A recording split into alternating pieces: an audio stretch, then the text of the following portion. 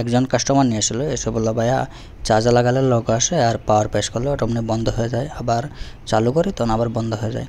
বললো এটা কি বেডে লাগবে? না, বললাম না বেডে লাগবে না, এটা একটা রেজিস্টার আছে, এটা চেঞ্জ করলে হয় অথবা রিমুভ করলে হয়। বললো আচ্ছা করেন।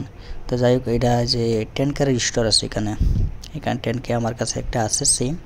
এটা লাগানো উত্তম, তবে না লাগালেও হয়, রিমুভ করলে হয়। তো লাগানো উত্তম কেমনে? এটা হচ্ছে একটা প্রেমিক একটা প্রেমিকার মতো, মানে প্রেমিকার গায়ে একটা গলি আসতেছে, তখন প্রেমিক সামনে গিয়ে দাঁড়িয়ে গেল, তখন প্রেমিকাটা সেফটি দিল। তো সেম এটা কাজ হচ্ছে এইটাই।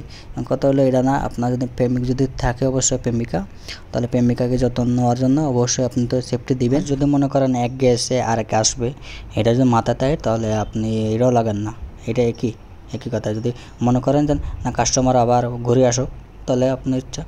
কথা হলো এটা না, আমার প্রায় ভিডিওতে অনেকে হা হা মারে, কিসের জন্য হা মারে এটা আমি জানি, তবে আমার কাজগুলো যেগুলো আছে লিগাল কাজ পাবেন।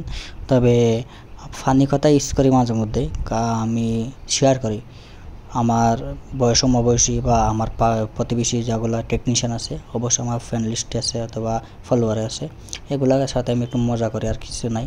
কাজগুলো আপনারা অবশ্যই ভালো কাজ দেখবেন, যদি ভালো লাগে অবশ্যই আপনারা হা হা মারেন, সমস্যা নাই, হা হা যত দিবেন তত ভালো।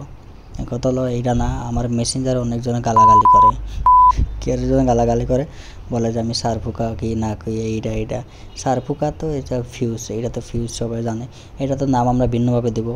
হ্যাঁ, সারফুকা হিসাবে আমি ব্যবহার করি, সমস্যা হলো এটা সারফুকা সমস্যা, তো সারফুকার মতো দেখতে দেওয়া যায়, এই জন্য আমি সারফুকা নাম দিয়েছি।